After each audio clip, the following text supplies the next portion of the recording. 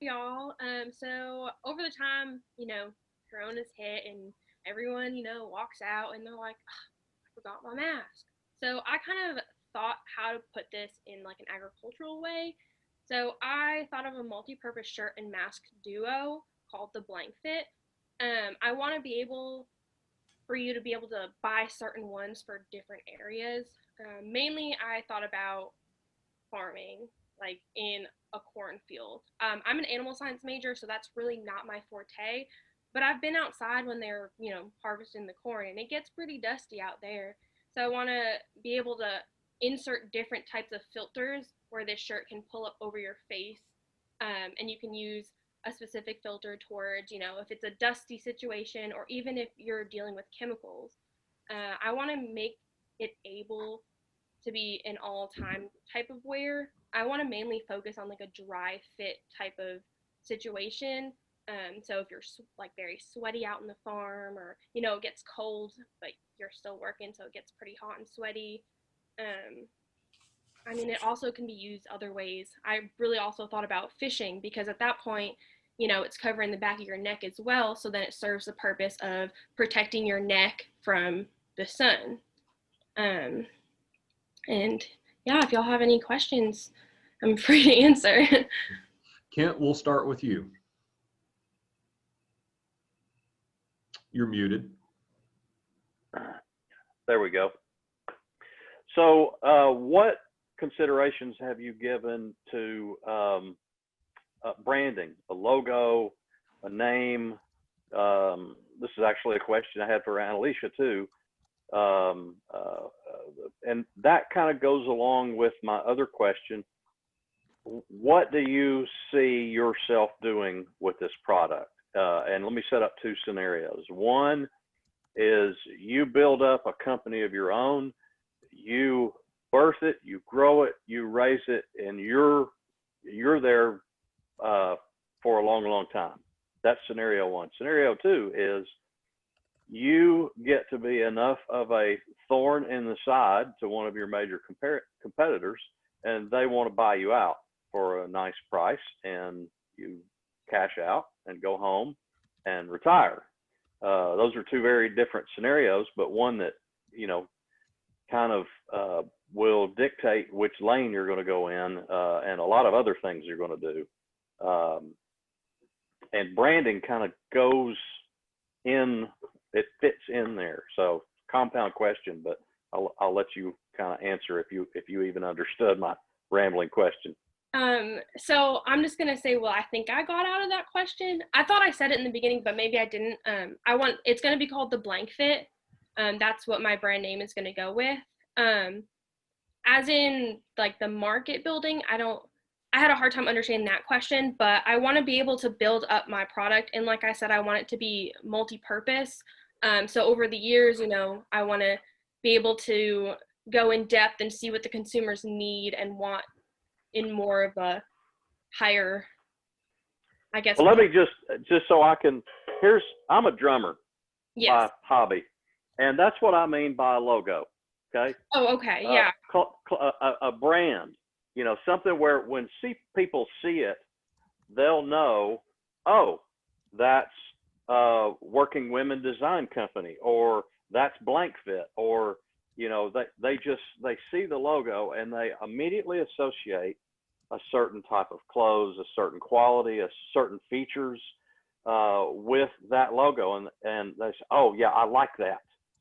Branding is so important for value, particularly for your own growth, but it's extremely important if you're going to try and grow your company to the point where you're basically a buyout target, where you can sell your company to a competitor. That's all. So I'm not. And you're not on video, so I can't really see a logo or anything. Yeah, I'm sorry. I couldn't get my camera to work. I haven't created a logo yet. I'm not a very artistical person. So, I mean, you can already tell when you go out, you will know like what Carhartt is, what Nike is. I mean, that would have to be something in the works. Right now, I'm just kind of figuring out the idea of the product itself and the use of it. So that would be something to come as I'm creating. Okay. Jesse? How do I get unmuted? So do you think that you're going to target more females or males, or just have them unisex? And who do you believe is your biggest competitor on the market right now? I would be a unisex brand, because anybody really could wear it. I would want it to be come in different sizes and fits. Right now, I want to say probably my biggest competitor would be like Columbia or Nike, because they're super into dry fit and like neck coverings and all of that as well. But usually you see those with people like that go fishing or golfing or stuff like that. So I want mine to be more out there into the farming community. Pete? And I was just kind of thinking, like, pre-COVID stuff seems silly that now does not seem silly necessarily. And so if you take that, the kind of COVID and maybe future issues like that, plus, some of the regulatory things that are probably coming down the pike in terms of applications and stuff, it's kind of it's interesting in a way that it might not have been before. So how, in terms of usability beyond, just talk a little bit more about what you think it would protect from, what applications it might have in terms of not how it fits, but the actual how it interacts with the environment. So I'm not a scientist or anything, it's a work in progress, but I want to be able, because nowadays, you want to wear that certain medical mask, people are weird about cotton and the type of fabric they use on their face. I want to be able to learn and figure out which types of filters that can be inserted can kind of coincide with what event you're going to. If it's, using chemicals or dust or just kind of going out to go to the garden, out in public.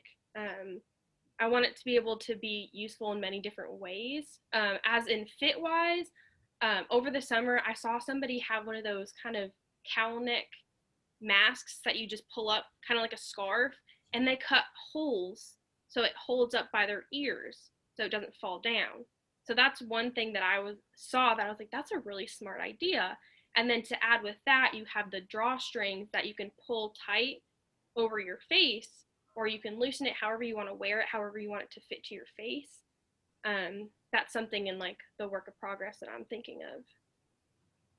I bet, because we're saying, Michael, we're at 7 minutes, but like if you could do something that helped field workers, and even like we just heard from Cotton Council yesterday that somebody went onto a farm with COVID that was a salesperson, no symptoms, got 9 family members sick. They couldn't even get their crop harvest in. So if you could somehow address both the field labor pesticide issue, you see all the pictures of heavy masks pre-COVID, and issues like with pathogens and things like we're dealing with COVID, that would be, it's actually kind of interesting. So That's exactly. also agree that you're a good communicator. So, I'm not a scientist or anything but a creative writing major, and I've made a whole career in this. So, like, you should be confident that you're good at thinking of things and communicating them well. Yeah. Thank you. Let me quickly add that you're looking at a lot of different applications, and so being able to easily clean, maybe detach, those kind of things.